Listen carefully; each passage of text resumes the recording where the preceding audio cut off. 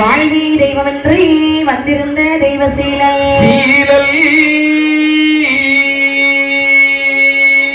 தூய்மையும் ஹரிசந்திரன் கதைப்பாடு வெற்றிவேல் விநாயகனும் காப்புதான்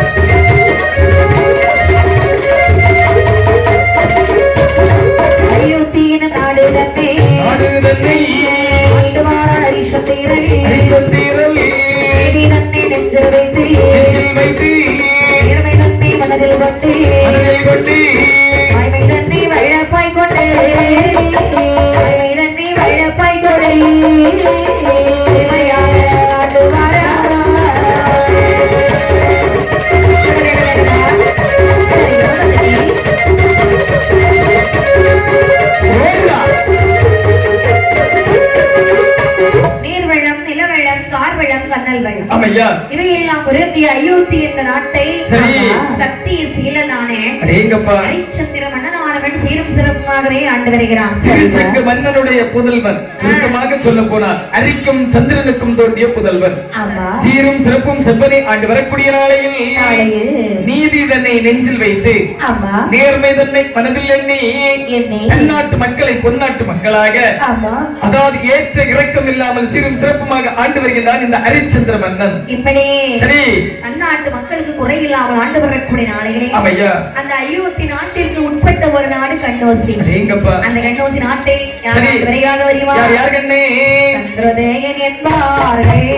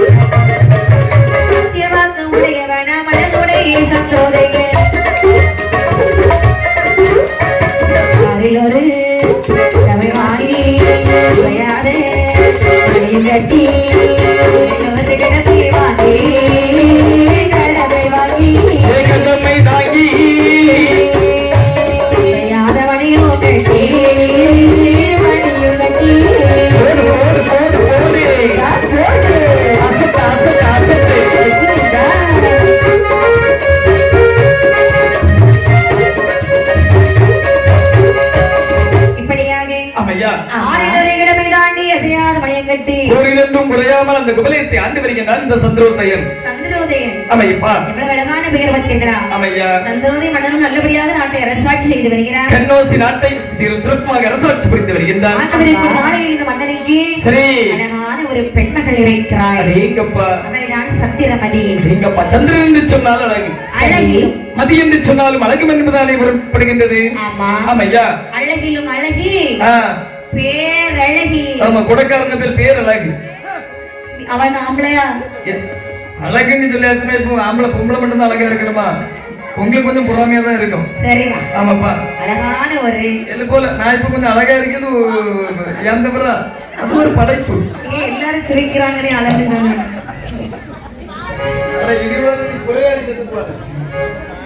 சரிதான். ஆமாப்பா, அப்படி என்று ஆமா சந்திரமதி பெண்கொடியானவள் ஆனவள் அதிரத்திலே நீராட வருகிறாய். நீராடி மாத்துடுத்தி விமலையந்த சந்திரமதி நீராடி மாத்துடுத்தி விமலையந்த சந்திரமதி செய்வதற்கு கண்ணாடி முத்தி வந்தாள். தலைமோடியை விண்ணலிட்டு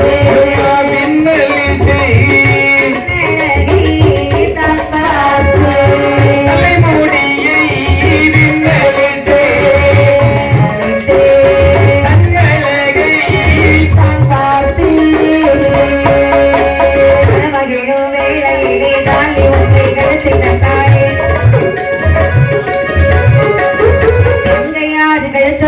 தாலியது தெரிவதென்ன மாங்கல்யம் தெரிவதென்ன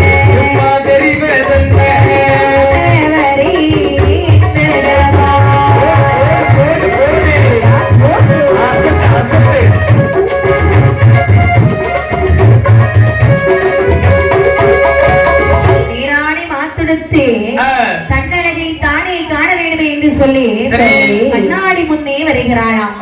கண்ணாடி முன்னே வந்து அவளுடைய அழகை ரசித்துக் கொண்டிருக்கிறாள். ரசித்துக் நேரத்தில் நாமளா இவ்வளவு அழகா இருக்கும் என்று இல்லாமல் இன்று பேரழகாக இருக்கிறதே. தெரியாம பவுண்டேஷன் கொஞ்சம் கூடுதல் போட்டிருப்போமோ? இல்ல இல்ல அப்படி நீங்க நினைக்க மாட்டீங்களா? நம்ம எங்கம்மா நினைப்போம். அதாவது அழகுன்னு சொல்லக்கூடியது வந்து ஆண்டவன் தரக்கூடியது இல்லையா? ஆனா அழகுக்கு மேல அழகு மிரட்டியது பெண்கள் மட்டும்தான். சரிதான். நாங்க இயற்கைமா. ஆமா, இயற்கையாவே இவ்வளவு அழகா இருக்குன்னு வச்சுக்க, கொஞ்சம் கூட பேஸ்மெண்டோ பவுண்டேஷன்ல போட்டுன்னு வச்சுக்க, இசைத்தெல்லாம் அதெல்லாம் இயற்கையா? இதெல்லாம் தன்னைத்தானே வந்ததுமா வரும். ஆனால் பொய் சொன்னாலும் பொறுத்து சொல்லணும். இப்படி இருக்க அம்மா சந்திரமதி அவர்கள் மைத்திருச்சல் மனசுக்கு இருக்கணும். ஆனா இவ்வளவு தூரம் மைத்திருச்சல் இருக்க கூடாது. சந்திரமதியானவே கண்ணாடி முன்னே வந்து தன்னுடைய அழகை பார்க்கிறாய். சரி, கழுத்தை பார்த்தால் கழுத்தில் ஒரு தாலி இருக்கிறது. எங்கப்பா? அப்படியே அவளை தூக்கி வாரி போட்டுட்டு எங்கம்மா? பக்கத்துலதான். என்ன நம் கழுத்திலே தாலியா? நமக்கு தான் திருமணமே ஆகவில்லையே. திருமணம் ஆகாத பெண்ணுடைய கழுத்திலே தாலியா? கவலை கோர்ந்த முகத்தோடு இந்த காரியத்தை தந்திடத்தில் கேட்க வேண்டும் என்று சொல்லி அழுத கண்ணும் சிந்தையுமாக வருகின்றாள். அப்பா கழுத்ததில்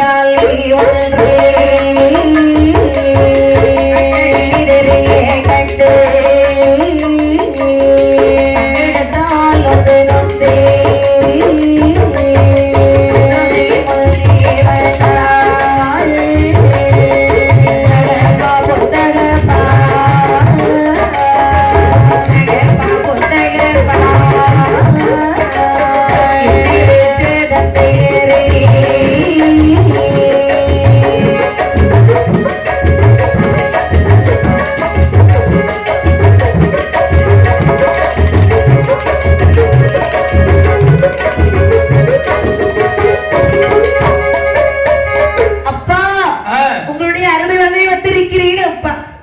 இதற்காக இப்படி அழுது கொண்டு வருகிறாய் என்று கேட்க மாட்டீர்களா?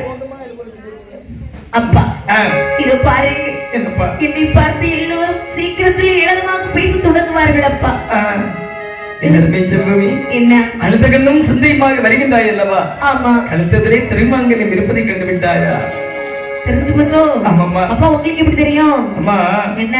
அதாவது நானோ வெகு காலமாக திருமணம் முடித்து குழந்தை செல்வமானது இல்லாமல் இருக்கக்கூடிய நேரத்தில் ஆண்டவனை கோரி அருந்தவம் முடிந்திருக்கக்கூடிய நாளையில் ஆண்டவன் என்னுடைய முன்பதிலே அசிரி மார்க்கமாகவே சொன்னார். எப்பா என்னுடைய அருளாலே உனக்கு ஒரு குழந்தை இருக்கும், அதுவும் ஒரு பெண்மகள் இருப்பாள். அவளுக்கு சந்திரமதி என்று சொல்லி பெயர் நாமத்தை கொடு. அது மட்டுமல்லாமல் அவளுடைய கல்ததிலே தெய்வ திருத்தாலி ஒன்று இருக்கும். பருவ வயதை அடையக்கூடிய நாளையில் யாருடைய கண்களுக்கு தெரிகின்றதோ அவனுக்கே இவளை திருமணம் முடித்து விடு என்று சொல்லி அன்று ஆதிசிவன் உரைத்தபடி இப்போது நீ கண்டிப்பாக வயதிற்கு வந்து விட்டாய் கண்ணே. அப்படியா? ஆமாம்மா. அப்படியானால் இந்த தாலியாண்டு யாருடைய கண்களுக்கும் தெரியாதா? கண்டிப்பாக ஒருவரும் தெரியாது, சற்றும் கவலைப்படாதே. சரியப்பா. அப்படின்னு சொல்லி மகளை சமாதானப்படுத்தி அனுப்பிவிட்டு அழகாக மனதில் நினைக்கிறான். என்ன நினைக்கிறார்கள்? என் மகளின் கணவன் யாரோ, கணவன் யாரோ, கணவன் யாரோ,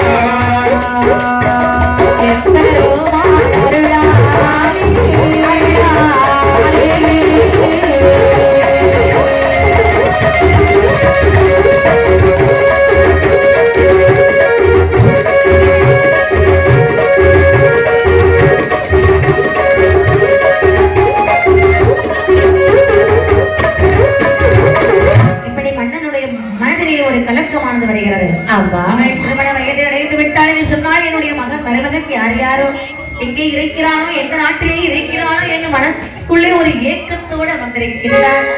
என்ன செய்யலாம் ஏது செய்யலாம் என்று ஆலோசனை நீட்டும் பொழுதே அந்த சந்திரோதய மன்னனை நாடி 4 முனிமார்கள் வருகிறார்கள். அதாவது அந்த முனிமார்களுடைய தோற்றம் எப்படி இருக்குது என்று பார்த்தால் தீர்த்தமது ஆடி ஆடி ஆடி ஆடி ஆடி ஆடி திருத்தலத்தில் பாட்டு பாடி பாட்டு பாடி திருத்தமது ஆடி ஆடி ஆடி ஆடி ஆடி ஆடி திருத்தலத்தில் பாட்டு பாடி பாட்டு பாடி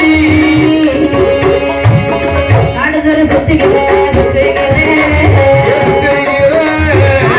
இவர்கள் அங்கே வந்தார் அங்கே வந்தார்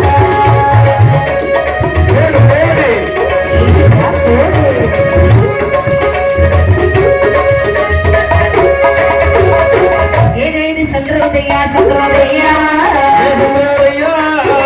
வணக்கவல்லை வருவதனே வருவதனே சந்திரோதயா சந்திரோதயா வணக்கவல்லை வருவதனே வருவதனே தீர்த்தமது ஆடிக்கொண்டு திருத்தலங்கள் ஒரு பாட்டு பாடிக்கொண்டு பகவானை நீத்துக் கொண்டிருக்கக்கூடிய ஆமையா 4 முனிமார்கள் சரி சந்திரோதய மன்னனை நாடி வருகிறார்கள். சந்திரோதயா நலமாக இருக்கின்றாயா? நலத்திற்கு எந்த ஒரு குறவும் இல்லை. ஆமா, அகத்தின் அழகு முகத்திலே தெரியும் என்று சொல்லுவார்கள். கண்டிப்பாக முகத்திலே தெரிகிறது ஒரு வாட்டம். ஆமையா என்னவென்று சொல்கிறாயா? என்ன உங்களிடத்தில் சொல்வதற்கு எதுவும் கிடையாது. ஆனாலும் சொல்லுகின்றேன். ஆனால் எனக்கு ஒரு மகள் இருக்கின்றாள் அல்லவா, சந்திரமதி. அதாவது அவளுக்கு திருமணம் ஏற்பாடு செய்ய வேண்டும். சரி. ஆமாப்பா, அதான் மனச்சங்கடத்தோடு அமர்ந்திருக்கின்றேன். அப்படியா? ஆமையா. ஹரிச்சந்திரா, மனதிலே அதாவது எல்லா குழப்பமும் எனக்கு தெரியுது. சரி. சுயவரம் நடத்த போறேன். எல்லா நாட்டு மன்னர்களுக்கும் சுயவரம் நடத்தினா ஓலை அனுப்புவேன். சரி. அதே மாதிரி ஹரிச்சந்திர மன்னனுக்கு ஓலை அனுப்பு. ஆமாப்பா. பேரரசன் ஹரிச்சந்திரன் பெரும் புகழை கொண்டவன். அடேங்கப்பா. மது மாதுவை நாடாதவன். சரி. பொய் சொல்லாதவன். அடேங்கப்பா. அப்படி ஒரு மன்னனை எங்கேயுமே பார்க்க முடியாது. ஆமையா. அவருக்கு மேட்டோலை கொடுத்து அனுப்பு. அதாவது கோசல நாட்டை, அதாவது அயோத்தியை தலைநகராக கொண்டு கோசல நாட்டை ஒரு மன்னன் ஆண்டு வருகின்றான். அவருடைய பெயர் தான் ஹரிச்சந்திரன். சரி. அந்த ஹரிச்சந்திரனுக்கும் நீட்டோலை கொடுத்து விடு ஆகட்டும் என்று சொல்லி அப்படி என்று சொல்லி அழகாகவே அவர்கள் சொல்கிறார்கள். என்னப்பா சந்திரா, முதல்ல ஒரு குழப்பம் வரும், கலங்கி விட வேண்டாம். சந்திரோதயம் அதன் பிறகு அது தெளியும். சரி. சரியா? எக்காரணத்தை கொண்டும் மனது தளர விட்டுறாரு. அப்படி என்று சொல்லிவிட்டு முனிவர்கள் மறைந்தார்கள். இப்படி இருக்கே சந்திரோதய மன்னனானவள் அந்த ஜோதிடனை அழைக்கிறாள். ஜோதிடன் சொற்படியே ஜோதிடன் சொற்படியே சொல்லுவான் மன்னனவன் 55 ஓலைகளை அழகாக எழுத சொன்னான். நாட்டு மன்னரை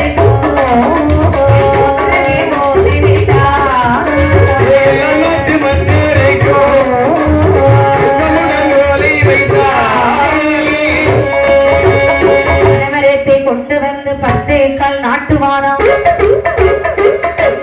கொண்டு வந்து விரைகள் எல்லாம் அலங்கரித்தான். விலையும் தோன்றமோ வளவரமோ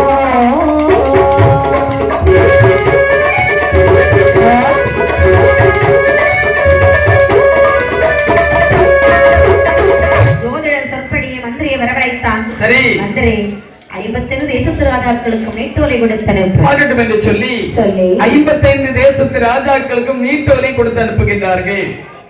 55 தேசத்து ராஜாக்கள் மட்டும் இந்த ஹரிச்சந்திர மன்னனுக்கு நீட்டோலை செய்கிறது. ஆமையா. எல்லா நாட்டு மன்னர்களும் வருவார்கள் அல்லவா? சரி. பந்தலிட வேணுமே என்று பந்தல் அமைத்தார்கள். ஆமையா. கதலி குலைகளை நாட்டினார்கள். சரி. அங்கே தோரணங்களை கட்டினார்கள். அடேங்கப்பா. மன்னாதி மன்னர்களுக்கு தனி ஆசனம் போட்டு வைத்தார்கள். ஆமையா. ஹரிச்சந்திர மன்னனுக்கு நீட்டோலை செய்கிறது. சரி. நீட்டோலை படித்து பார்த்து விட்டு சொல்லையா மந்திரி? மந்திரி யாரே? என்ன? சத்தியகிருத்தி. அதாவது இன்று கண்ணோசி நாட்டை ஆண்டு வரக்கூடிய சந்திரதோயன் மகளுக்கு சந்திரமதிக்கு திருமணம். நம்ம கண்டிப்பாக போக வேண்டும் அப்பா. ஆகட்டும் என்று சொல்லி வாசனை திரவியங்களை அணிந்தான். ஆமையா. அலங்காரம் செய்தான். சரி. மாணிக்கம், ஆமாப்பா, மரகதம், முத்து, ஆமாப்பா, பவளம், சரி, எல்லாம் பதித்த மோதிரம், அடேங்கப்பா, மாலை எல்லாம் எடுத்து போடுறோம். ஆமாப்பா. இப்படி தேரானது விரைந்து வந்து கொண்டிருக்கிறது. அந்த காலத்துல இதெல்லாம் போட்டாதான் மாப்பிள்ளைன்னு சொல்லுவாங்க. சரிதான். இந்த காலத்துல இதெல்லாம் போட்டுன்னு வச்சுக்க விளம்பரத்துக்கு வரான்னு சொல்லுவாங்க. அது மாத்திரம் போடவே முடியாது சாமி. 1,20,000 ரூபாய்க்கு மேல போயிட்டு சரிதான். ஆமாப்பா. என்ன ஒரு 6 வருஷம் கழிஞ்சு வச்சுக்கியா கண்டிப்பா அந்த தங்கம் 6000 ரூபாய் 7000 ரூபாய் வரன்னு ஒரு இது இருக்கு. அப்படியா? ஆமா சாமி. நம்ம கருத்து கணிப்பு இருக்கு. அப்படி இருப்பியா? என்ன 6 வருஷம் இருக்க மாட்டேன் சாமி. இதெல்லாம் ஒரு கேள்வி. என்ன பார்த்த அது குறையும் போது நமக்கு குடுப்பனை இருக்காது. அதான் கேட்டேன். நம்ம இருப்போமா? ஆமா ஆமா, அது உண்மைதான் சாமி. இப்படி கதையை மாத்த என்னதெல்லாம் சொல்லி கதையை மாத்த அப்ப சந்திரோதய மன்னனானவன் ஆமையா அழகாகவே காத்து கொண்டிருக்கேன். சரி, எல்லா நாட்டு மன்னர்கள் வந்து அமர்ந்தார்கள். அதாவது ஹரிச்சந்திர மன்னன் தன்னுடைய அதாவது மந்திரியாரை அழைத்துக் கொண்டு அலங்கரித்த ரதத்திலே அரும்பெரும் கானகத்தில் விறுவிறுந்து வந்து கொண்டிருக்கின்றாரா? சரி, வந்து கொண்டிருக்கக்கூடிய நேரத்தில் அதாவது அரும்பெரும் கானகத்தில் ஒரு பாலைவனத்திலே வரக்கூடிய நேரத்தில் அங்க இருக்கக்கூடிய முற்புதர்கள் நம்ம எப்படி தெரியுமா காட்சியளிக்கின்றது? இருபுறமும் பாம்பு எவ்வளவு சீறி நான்கு படையெடுத்திருக்குமோ அதே போல் முற்புதர்கள் காண்பித்துக் கொண்டிருக்கின்றது. அது மட்டுமல்லாமல் அங்கு இருக்கக்கூடிய வெப்பமானது அங்கு செல்லக்கூடிய மலை மிருகங்களுடைய எலும்பை உருக்கி ஊனை கருக்கி விடுமா? அப்படிப்பட்ட கொடிய பாலைவனத்தில் வரக்கூடிய நேரத்தில் ஒரு அரும்பெரும் ஆலயத்தை கண்ணிலே கண்டார். அதற்குள் மகிழ்ச்சி கொண்டார். சரி, இப்படிப்பட்ட பாலைவனத்தில் ஒரு ஆலயம் இருக்குது என்று சொன்னால் அழகாக இருக்குமேமா. பாலைவனம் என்று சொல்லுகிறார்கள். பாலைவனத்தில் இருப்பது என்ன தெய்வமாக இருக்கும்? காளியம்மாள். காளியம்மாள். பாலைவனத்தில் அமர்ந்திருப்பது காளியம்மை மட்டும்தான். அப்படி என்று சொல்லி அருகாமையில் கொண்ட ரதத்தை நிறுத்தி மன்னனும் மந்திரியும் அந்த ரதத்தை விட்டு கீழிறங்கி ஆலயத்தை சுற்றி வரக்கூடிய நேரத்தில் அந்த ஆலயத்தின் முன்பாக ஒரு கல் தேரானது நிற்பதை கண்ணிலே கண்டார். சரி, மகிழ்ச்சி கொண்டார். அந்த காலத்தில் எவ்வளவு அழகான தேரானது இருக்கின்றது. அதுவும் இந்த பாலைவனத்திலே கொண்டு வைத்தது யாரு? ஆமாப்பா. சரி, அப்படி என்று சொல்லி கண் கொண்டு பார்த்தது இல்லாமல் தன்னுடைய கரத்தை எடுத்து தொட மாத்திரத்தில் அந்த கல் தேரானது அப்படியே தங்கத்தேராகவே மாறியதா? ஹரிச்சந்திர மன்னனுக்கு எதுவுமே சொல்ல முடியாது. என்னடா இது கல் தேராக இருந்து கரம் பெற்றது பொன் தேராக மாறிவிட்டது இல்லவா? அம்மையிடத்திலே கேட்கலாம் என்று சொல்லி காளிகாம்பாள் இடத்திலே வருகிறார்.